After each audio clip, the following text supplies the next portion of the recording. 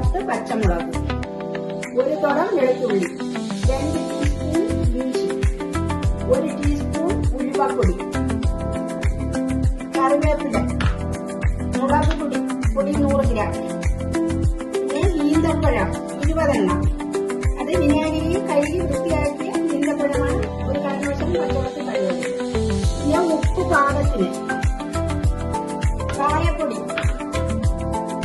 Vinegar 1 cup, കടുക് ആവശ്യത്തിന്, 50 gram നല്ലെണ്ണ. ഇത്രയുമാണ് ഇതിന് ചേർക്കാനുള്ള സാധനങ്ങൾ. ഇനി നമുക്ക് ഇത് ഉണ്ടാക്കാനായിട്ട് ഒരു കടായി അടുപ്പിലോട്ട് വയ്ക്കാം.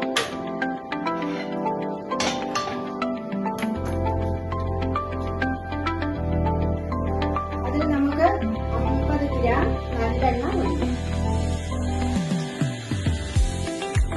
അടയാളം വെച്ചിട്ടുണ്ട്, അതാണ് ഞാൻ ഈ കുപ്പിയിൽ എടുത്ത് ഒഴിക്കുന്നത്. അതിലോട്ട് 3 ടീസ്പൂൺ കടുകിട്ട് കൊടുക്കും.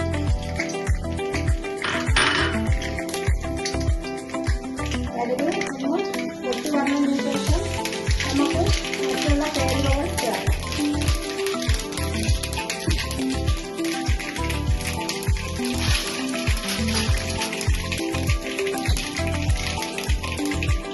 ഇനി നമുക്ക് അതിലേക്ക് വെളുത്തുള്ളി ഇട്ട് കൊടുക്കാം.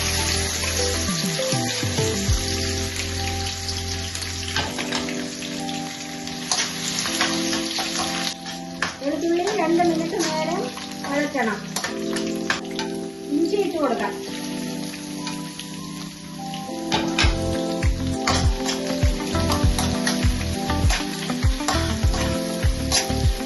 ഇഞ്ചി 2 മിനിറ്റ് വഴറ്റിയതിനു ശേഷം നമുക്കിനി പച്ചമുളക് ഇട്ട് കൊടുക്കാം. പച്ചമുളക് ഒരു 2 മിനിറ്റ് വഴറ്റി അതിന്റെ പച്ചമണം മാറ്റണം. എന്നിട്ട് നമുക്ക് കറിവേപ്പില ചേർത്ത് കൊടുക്കാം. കറിവേപ്പില നല്ലവണ്ണം മൂത്ത് വരണം. അതിന് ഈർപ്പം മാറിക്കിട്ടണം. അതിനുശേഷം നമുക്ക് 5 ടേബിൾ സ്പൂൺ, ടീസ്പൂണല്ല ടേബിൾ സ്പൂൺ മുളക് പൊടി ചേർക്കാം. അതിനുശേഷം അതിന്റെ പച്ചമണമൊക്കെ മാറിയതിനു ശേഷം നമുക്ക് നാരങ്ങ അതിൽ ഇട്ട് കൊടുക്കാം. നാരങ്ങ ഇട്ട് കൊടുത്ത് അത് ഒന്ന് ചൂടായി വരുമ്പോൾ വിനാഗിരിയിൽ കഴുകി വെച്ചിരിക്കുന്ന ഈന്തപ്പഴം,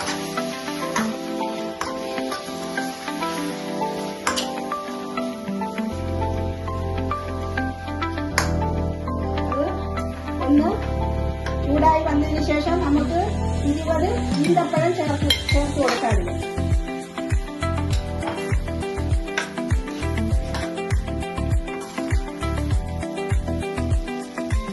മഞ്ഞൾപ്പൊടി, ഉപ്പ്, പഞ്ചസാര ഇതെല്ലാം ചേർത്ത് ആദ്യം വേവിച്ച നാരങ്ങയാണ് ഇതിലിട്ടിട്ടുള്ളത്.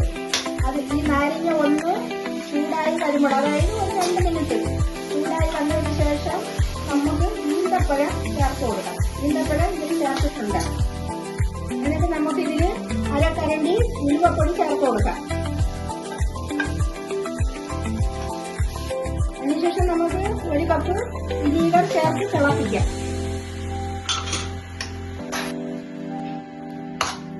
ചെറിയ തീയിൽ ഒരു 2 മിനിറ്റ് വിനീഗർ ഒഴിച്ച് തിളപ്പിക്കണം.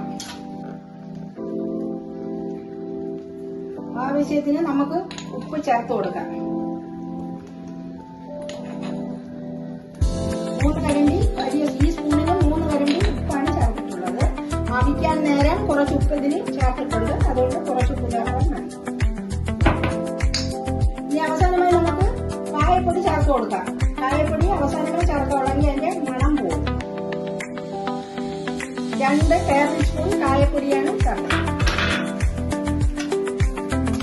നാരങ്ങ ആയതുകൊണ്ട് കായപ്പൊടി ഇട്ടതിന് ശേഷം 1 മിനിറ്റ് ഇട്ടിരുന്നാൽ മതി. അപ്പോൾ ഇത് പാകമായിട്ട് വരും.